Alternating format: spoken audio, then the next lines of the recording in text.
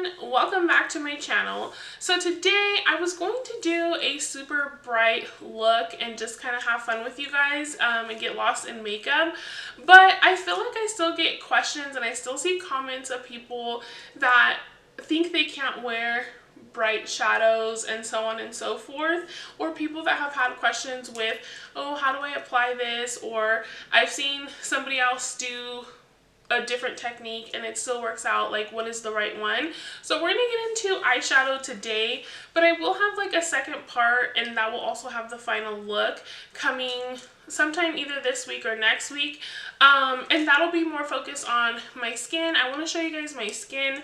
Sometimes I feel like maybe these bright lights make it look like I have amazing skin, and I feel like my skin's like okay, but I have my moments, you guys, just like anybody else. So that'll be in a second part, in a second video. So today it's just going to be the eye look, giving you guys some tips and just little things that I picked up playing with makeup.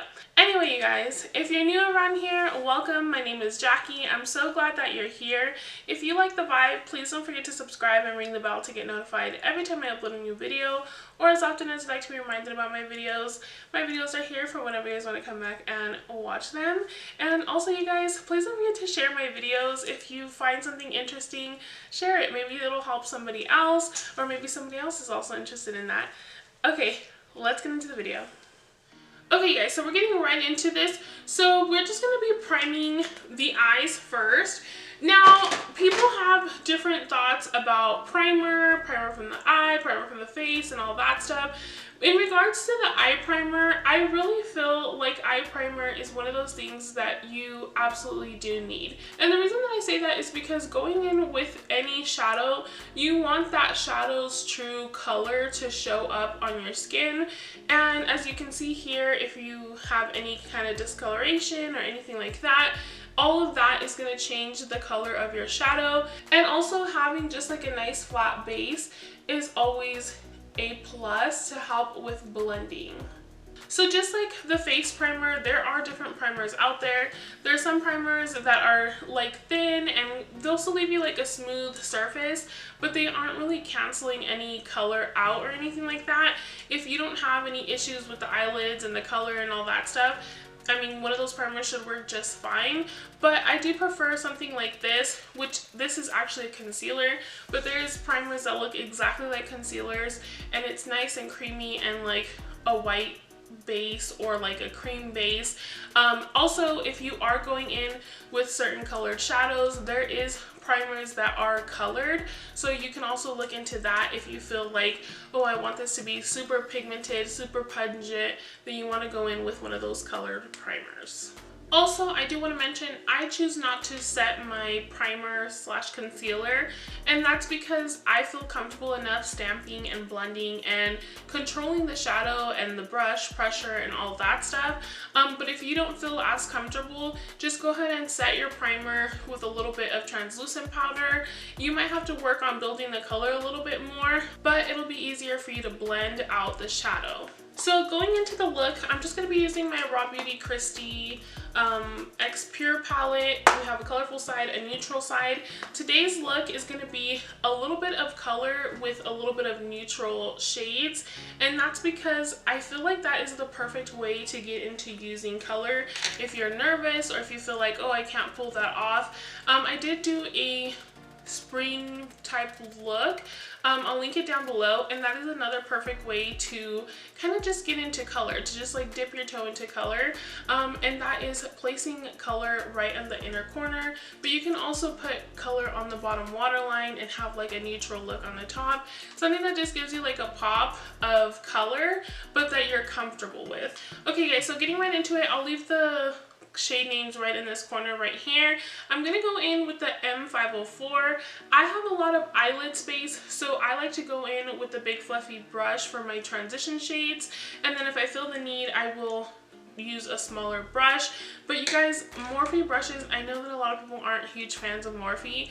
I just feel like their brushes are very inexpensive, and I say that because there's a lot of places that sell bundles, and if you don't need a whole bundle, maybe you just need like one brush. Some of their brushes are like $4 and $5. So just take a look on Morphe's website if you're interested. If not, Wet n Wild has decent brushes, so does Elf. You know, everybody's kind of stepping up their game with brushes.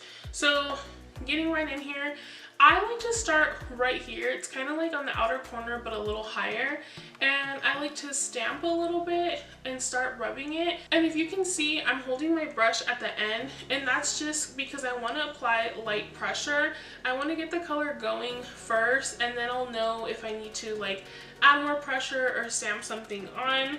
Now again, I don't have my primer set, so I'm kind of working in little sections, and I know you guys see me go pretty fast in most videos, and that's just because it's out of habit, you guys.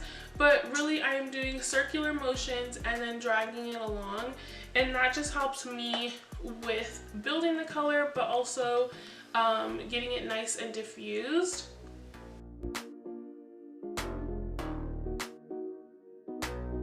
And I know you guys don't get to see how long it actually takes me to do shadow, but honestly, you guys, I feel like doing these videos, it takes me a lot longer than what it does when I'm not filming. But it's just repetitive. It's really just circular motions, drag it along, don't apply too much pressure, and then before you start your shadow, you do want to know where you're gonna go with it. If you're gonna do a cut crease, if you're gonna do a halo eye, or if you're just gonna fill the whole lid.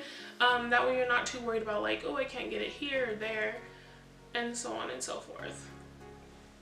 So I'm gonna go into my second shade, and I always like to add my second transition a little bit under. I know it gets kind of confusing because my shadow disperses a lot, but I feel like just right under here, the first shadow kind of went up here, and I feel like it helps, again, kind of ombre the shadows as you're applying more and more.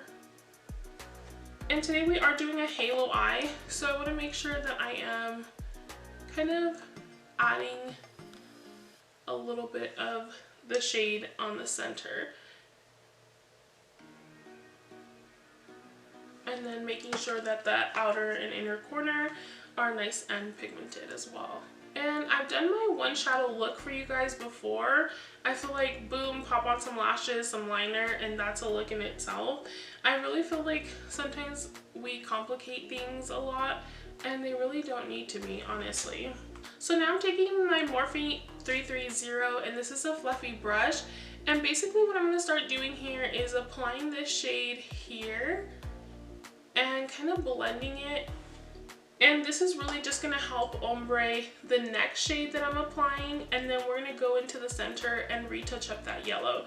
So if it gets a little, you know, covered up, that's fine, because when you're adding more shades and trying to blend, you sometimes have to go back and forth.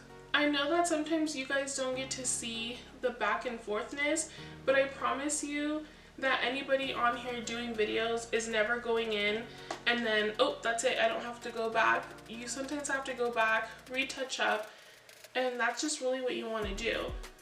Okay, I also want to mention, as far as technique, you guys, do whatever works for you. I know that there's so many of us on here saying do this, do that.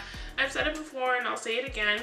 I feel like even if you're a professional, I am not a professional. I did not go to school. I just kind of picked up the brush, the makeup, and started doing it myself. That being said, I feel like there's so many techniques out there, and I really do feel like makeup is one of those things that it's one size fits all, but the technique doesn't have to be. For example, I have a little bit of texture here on my skin, so sometimes I have to kind of concentrate my brush and my blending in the one spot a lot longer than I would on this eye or on this inner corner of the eye. So do whatever you feel works for you in your skin. We all have different skin, we all have different texture. It happens, it's okay. So I'm gonna go into You're Not My Real Dad. And it's okay if things get covered up. You can go back in and always touch it up.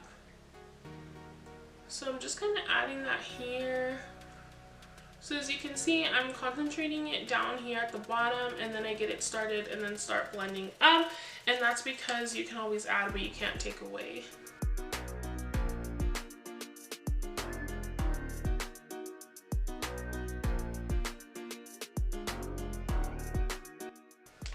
do quickly want to say, sometimes it looks like, wow, placing that other shadow was a waste of time because now you're going to have to reapply, so on and so forth. Sometimes the layering is what helps with the blending. So sometimes it might seem like, oh, well, I can maybe move that step over, and you probably could, right? Again, makeup is an art. You can do whatever you feel comfortable with. But sometimes, again, adding those layers is really going to help you blend and have everything look a little more seamlessly.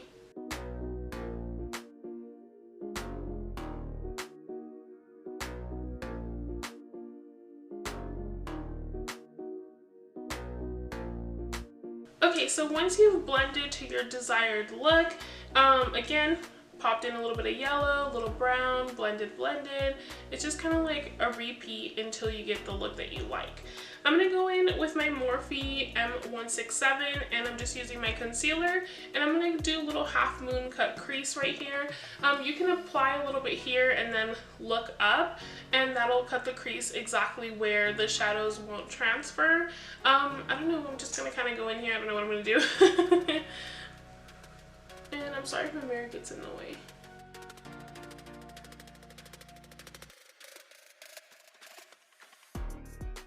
And the best tip that I can tell you when cutting a crease is to go slowly. If you're not comfortable using a big brush, use a little brush or vice versa.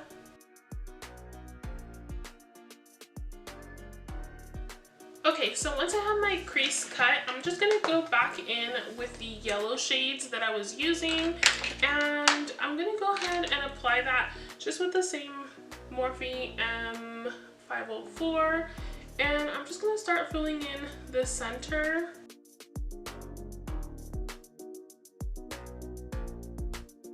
So I'm going to switch to a smaller brush just so I can get to the edges here.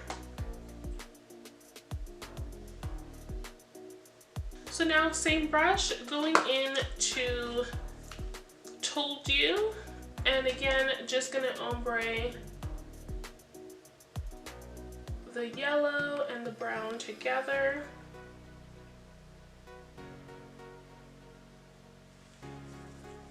And you're just going back and forth again. If you feel like you need a little brown, add brown. If you feel like you need yellow, add yellow. Okay, you guys, so just going back and forth, adding whatever I needed, and that's it. I have my completed eyeshadow look.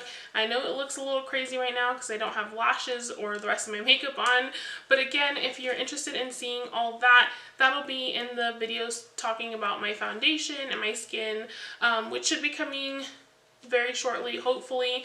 If you're watching this after a couple days, check the description if you want to see the completed look. Lastly, another little tip, I really feel like the brow bone highlight is kind of like a contour. You're kind of contouring with some shadows, adding some depth, and so on and so forth. Therefore, applying it at the highest point of your brow bone is gonna give you the lift and the highlight without dragging down your eyes.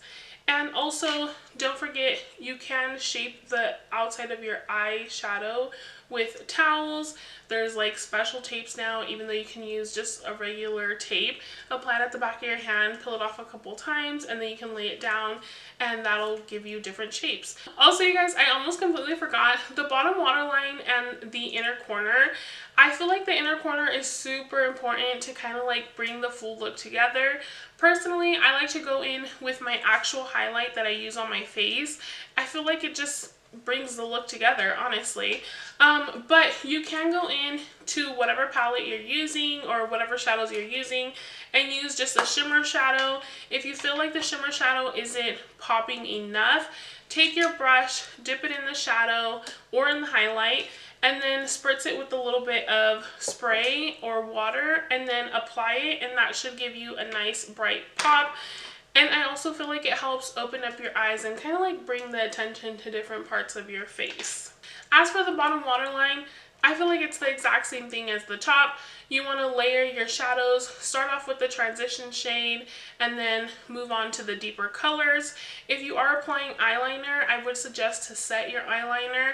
I feel like that'll make your eyeliner last a little bit longer, whether you're using a black one or a colorful one. But that is it, you guys. I hope that these little tips help you guys out and kind of like encourage you guys to try more colorful looks and not be so scared of color. I love a neutral glam, I love a soft glam, but sometimes it's nice to get in there with color, you know what I mean? So I hope that this is helpful, and I will see you guys in my next one. Adios!